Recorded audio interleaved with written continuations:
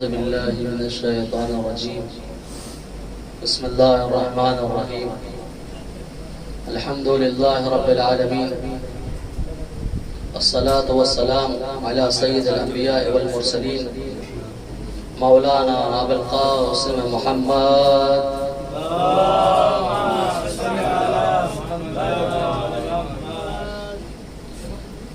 نحمده ونصلي على رسوله الكريم وآله الطيبين الطاهرين أما بعد فقد قال رسول الله صلى الله عليه وآله وسلم إن الحسين مصباح الهدى وسفينة النجاة صلوات كسارة حضرات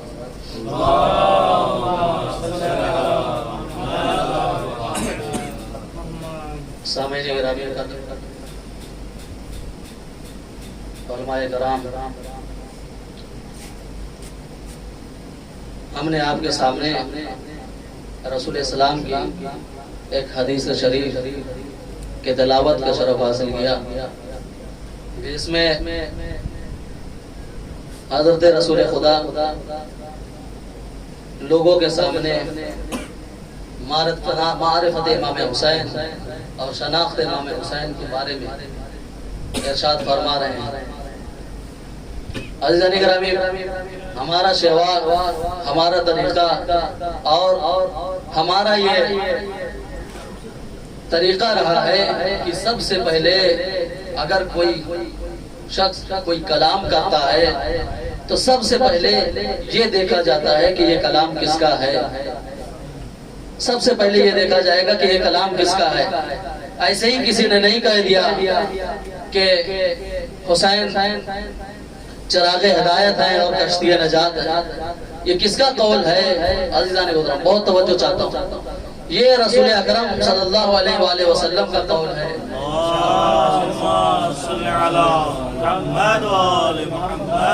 یہ اس نبی کا قول ہے کہ جس نے کہا نماز ہے ہم نے تسلیم کر لیا۔ اس کا قول ہے کہ جس نے کہا کہ خدا ہے ہم نے مان لیا۔ یہ اس کا قول ہے جس نے امر بالمعروف و نہی عن المنکر کا حکم دیا، ہم نے تسلیم کر لیا۔ یہ اس کا حکم ہے کہ جس نے ہمیں جہاد کا حکم دیا اور ہم نے جہاد کیا۔ یہ اس کا حکم ہے۔ اب عزیزان محترم دیکھیں، قول کے ذریعے سے کہنے والا کیا کہے، کیسا ہے، کس معیار کا ہے۔ اب یہ دیکھا جائے گا کہ وہ کہنے والا کون ہے، اس کا اسٹیٹس اور اس کی بلندی اور اس کا مرتبہ اور اس کا وقار کیا ہے۔ یہ کس نے کہا؟ یہ وہ رسول ہے کہ جس کے زبان پر وما ينطق عن الهوى ان هو الا وحی یوحى کا قول لگا ہوا ہے کہ میرا رسول کلام ہی اس وقت تک نہیں کرتا جب تک وحی الہی شامل حال نہیں۔ ایک صلوات کا سہارا دے آپ حضرات۔ اللہم صلی علی محمد۔ کوئی وحی الہی کے بنا میرا رسول کلام نہیں کرتا۔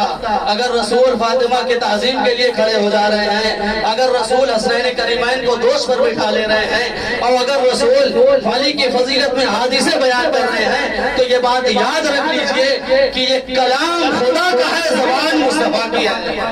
خدا قصیدہ فاطمہ گا رہا ہے، خدا قصیدہ اہل بیت علیہ السلام زبان رسول بیان کر رہا ہے۔ یہ کلام رسول اللہ کا ہے، یہ کلام خدا کا ہے اور کلام رسول اللہ کا ہے۔ عزیزان گرامی، اب حضرت رسول اکرم نے ارشاد فرمایا کہ بے شک حسین کیا ہے، کشتی نجات ہے۔ اور امام حسین علیہ السلام کی فضیلت کے بارے میں ہم آپ جمع ہیں یہاں پر، آپ مسلسل خطبہ و ذاکرین سے سنتے آ رہے ہیں، علماء اور واعظین کے بیانات سنتے آ رہے ہیں۔ اب بیچ میں آج کے دن کے لیے میں حائل ہو گیا ہوں، تھوڑا سا برداشت کر لیں۔ صلوات کا سہارا دے آپ حضرات۔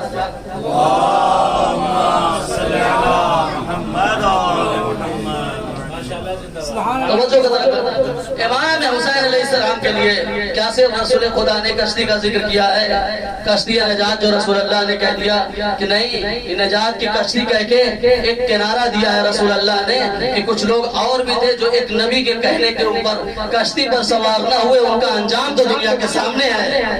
کیا تھا؟ خود اور حضرت نوح کے اوپر وہی ہوئی کہ اے میرے نوح، اے نبی اللہ، اے میرے نبی کیا کرو، آپ کشتی بناؤ۔ یہ کشتی کس لیے بنائی جا رہی ہے؟ چونکہ خدا دکھانا چاہ رہا ہے کہ اس کشتی کے ذریعے سے جو بھی محب نبی ہوگا ہم اس کو نجات دلائیں گے اسی کشتی کے ذریعے سے۔ توجہ کا طالب ہوں، نوح نے کشتی بنانا شروع کر دیا، ایک بہت وسیع وقت لگ گیا، نوح کشتی بناتے رہے۔ اب دیکھیں ایک نقطے کی طرف آپ کو لے جانا چاہ رہا ہوں، اب اشکالات کے اوپر آپ کبھی نہ جائے گا۔ یہاں نبی کے کام کے اوپر بھی لوگ اشکال کر رہے ہیں کہ نہ پانی کا تصور ہے، نہ بارش کے آثار ہیں، نہ کہیں سے سیلاب آ رہا ہے، آپ کشتی بنا رہے ہیں، یہ کام کیسے کر رہے ہیں؟ لیکن نوح کے اوپر وہی پروردگار آئے تھے تو نوح نے کشتی بنانا شروع کیا، اور جو کشتی بنایا اور پھر اس کے بعد جب وہ سیلاب آیا نوح کے دور میں، حضرت نوح نبی اللہ کے دور میں، یہ کون نبی ہے؟ یہ وہ نبی ہے کہ جنہوں نے 950 سال تقریباً 950 سال انہوں نے دین اسلام کی تبلیغ کی، اور اس کے بعد کشتی کا جب حکم ہوا، حکم پانے کے بعد تعمیل حکم پروردگار کرتے ہوئے حضرت نوح نے کشتی بنائی۔ اور روایت میں ہے کہ عزیزو وہ کشتی اس وقت تک مکمل نہیں ہوئی جب تک پنجتر پاک کے نام سے 5 میخیں اس میں نصب نہ ہو گئی۔ ایک سلوات کا سہارا دے حضرات۔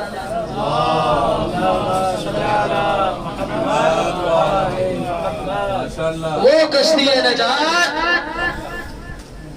کہ جو حضرت نوح کے اوپر وحی ہوئی تھی بنائی جا رہی ہے۔ اب آ گیا سیلاب، اب جو مذاق اڑا رہے تھے وہ خارج بھی کرنے لگے۔ اب سیلاب آیا، نوح کے چاہنے والے، نوح کے اصحاب اور جتنے محبین نوح تھے سارے کے سارے کشتی پر سوار ہونے لگے۔ کس طریقے سے یہ نبوت کا کام تھا، نبوت نے نجات دلانے کے لیے جو کشتی بنائی۔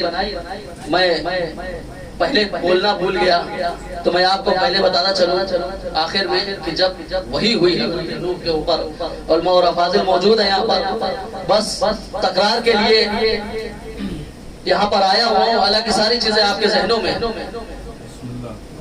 کیا فرمایا حضرت نوح کے اوپر جب وہی ہوئی تو ایک لفظ استعمال ہوا کہ نوح آپ کو کشتی بنانے کا جو حکم دیا گیا ہے تو آپ اس طریقے سے کشتی نہ بنائیں جیسے عام طور سے لوگ کشتیاں بناتے ہیں۔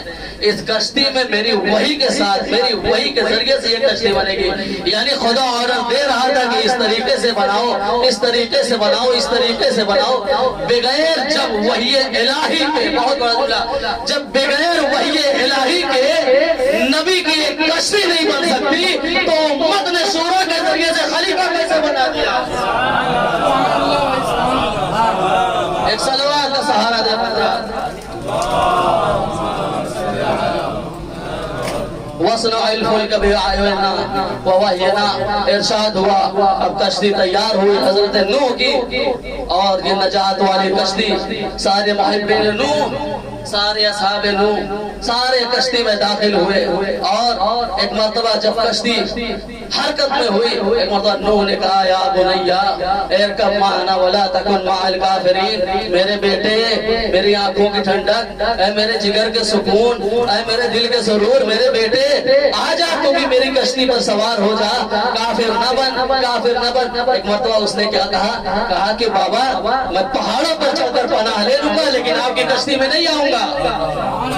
پتا چلا کسی نتیجے تک آپ کا ذہن پہنچا۔ آپ یہی سے ایک زاویہ، ایک چیز بنا لیجئے، خاکہ اپنے ذہن میں لے لیجئے کہ اس جملے سے کہ میں پہاڑوں پر بنا لوں گا۔ اب یاد رکھیں نبوت کا باغی جب بھی بغاوت کرے گا وہ پہاڑ پر ہی سایہ لے گا۔ نہیں غور فرمایا آپ نے؟ نبوت کا باغی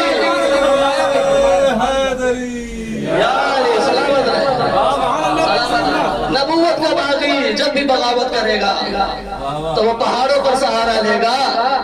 اور اجازت چاہوں گا کہ یہاں سے میں تھوڑا سا آپ کو اس جملے کی طرف بھی لے چلوں۔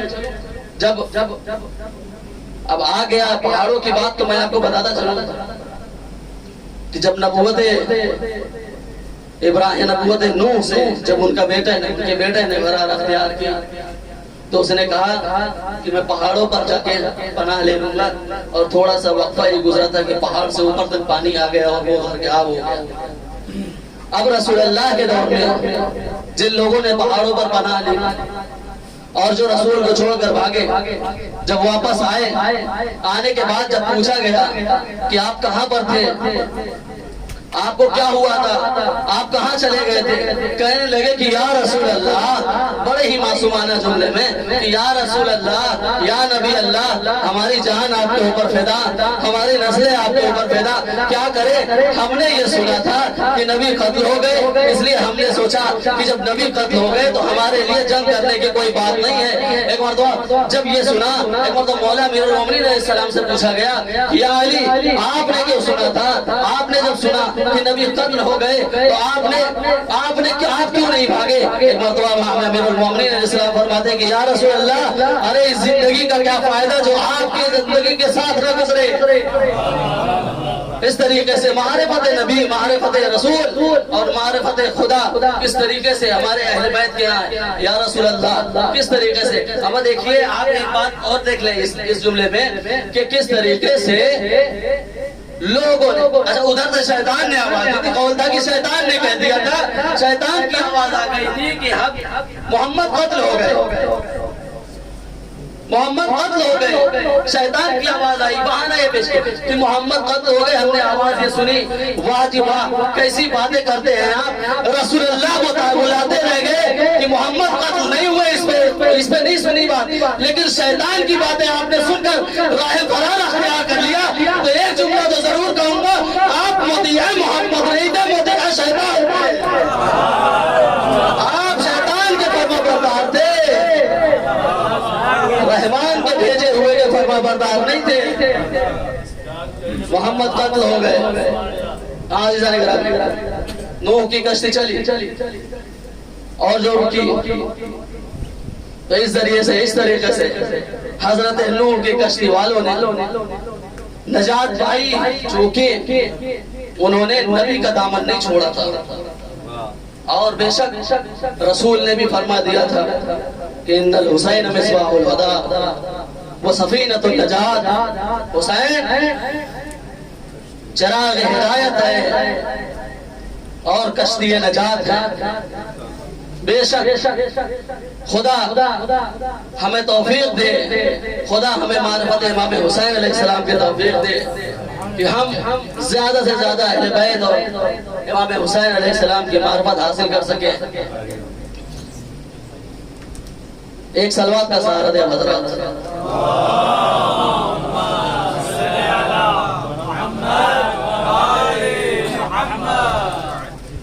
اور صلوات پڑھیں عظمت آل محمد پر۔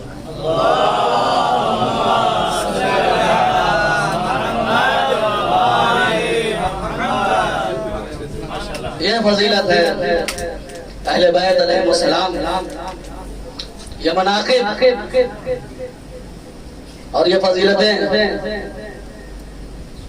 کہ اگر ہم انہیں رقم کرنا چاہیں تو حیاتیں کم ہو جائیں، لیکن فضیلتوں میں کوئی کمی نہیں آنے والی، زندگیاں کم ہو جائیں گی، فضیلتوں میں کوئی کمی نہیں آنے والی۔ ہاں، لوگوں نے پیسے دے دے کر، رامیوں کو خرید کر اپنی فضیلتوں تو گنوائی، لیکن کیا کریں، پیسے دے کر کے ستاروں کو اپنے در پہ نہیں بلوایا جا سکتا،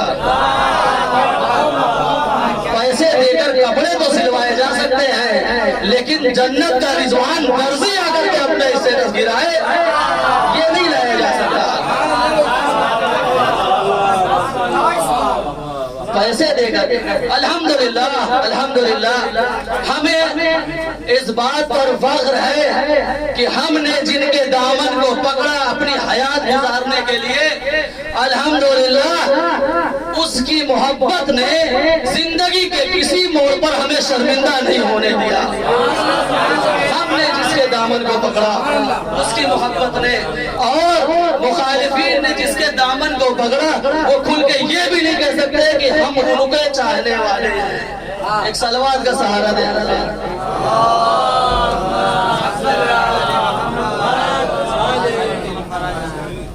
ذرا حضرات آگے آ جائیں، ادھر باہر لوگ کھڑے ہوئے ہیں، آگے آ جائیں ذرا، ایک صلوات کا سہارا دے حضرات۔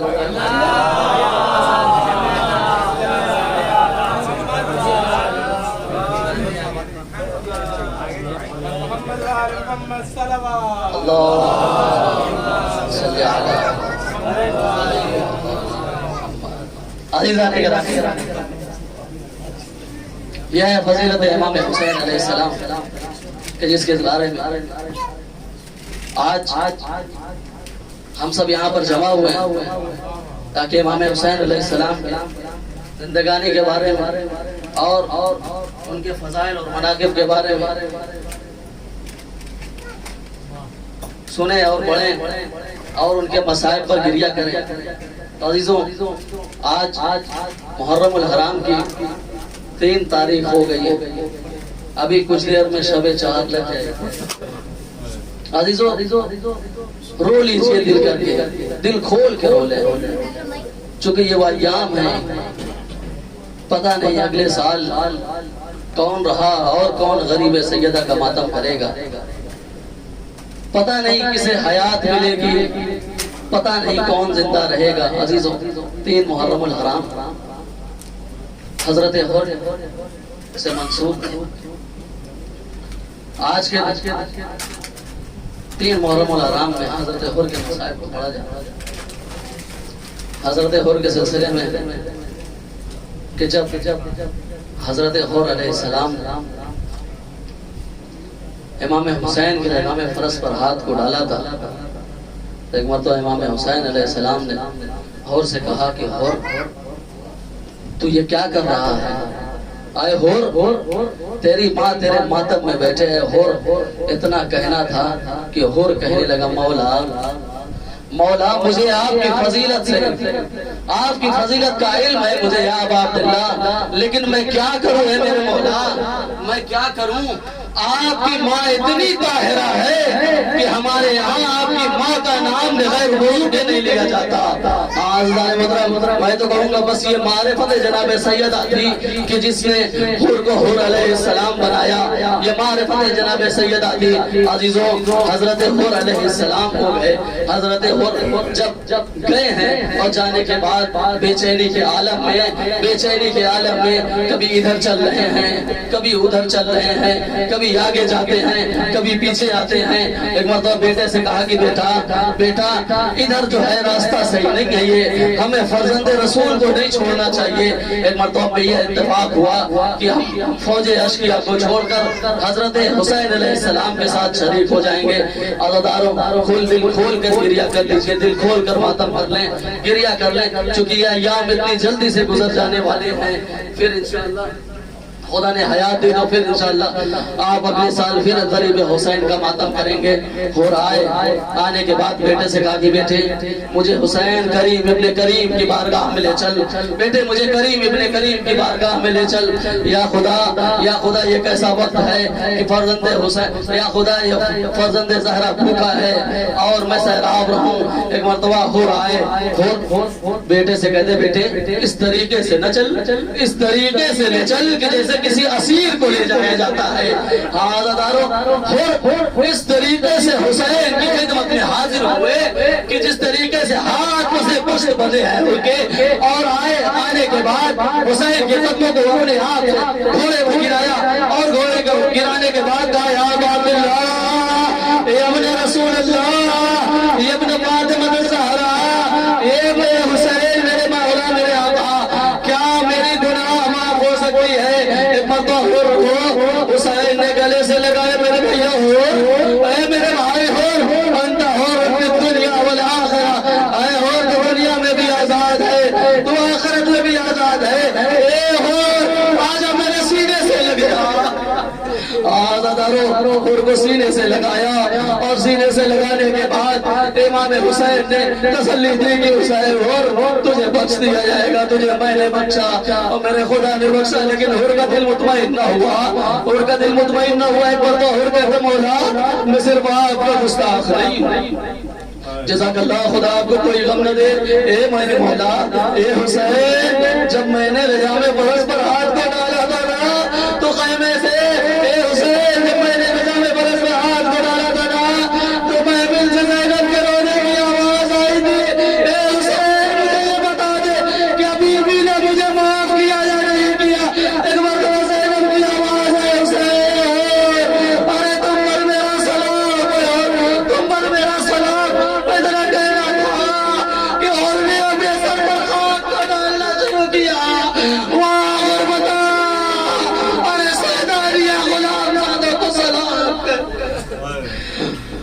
جزاکم اللہ خدا آپ کو کوئی لوگ دے سوائے مظلوم کربلا کے حاضر المختصر ہو رہا ہے دہرانے کے بعد قائر ہے ابن رسول اللہ اجازت چاہتا ہوں کہ میں آپ کے دشمنوں سے جنگ کروں. ایک مرتبہ حور کو اجازت ملی لیکن حور سے پہلے حور کے بیٹے نے اجازت طلب کی.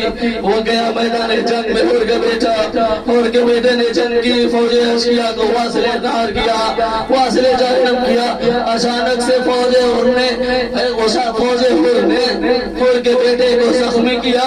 حور کا بیٹا زمین پر گرا اور آواز دی اے میرے بابا میری مدد کو آئیے اے میرے بابا میری مدد کو آئیے.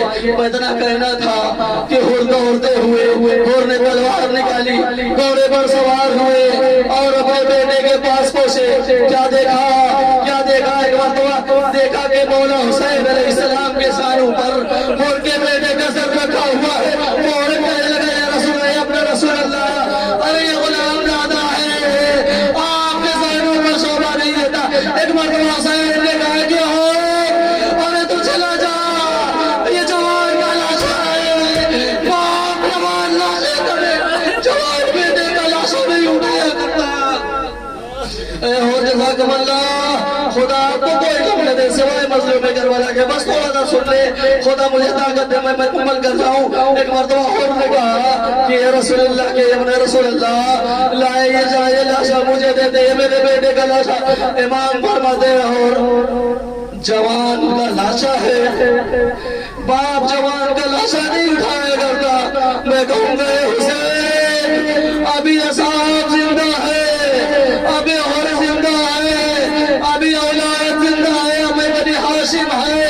اے حسین ابھی عصر کا وقت آئے گا اکبر کی شہادت ہوگی جوان بیٹے کے سینے سے باپ رشے سے نشان نکالیں گے. اے مولا اس وقت آپ جوان کا لاشا اٹھائیں گے. آپ اور کو تسلی دے رہے ہیں اکبر کے لاشے کو آپ خیمے میں لے آئیں گے. وَسَيَعْلَمُ الَّذِينَ ظَلَمُوا أَيَّ يَوْمٍ يَنقَلِبُونَ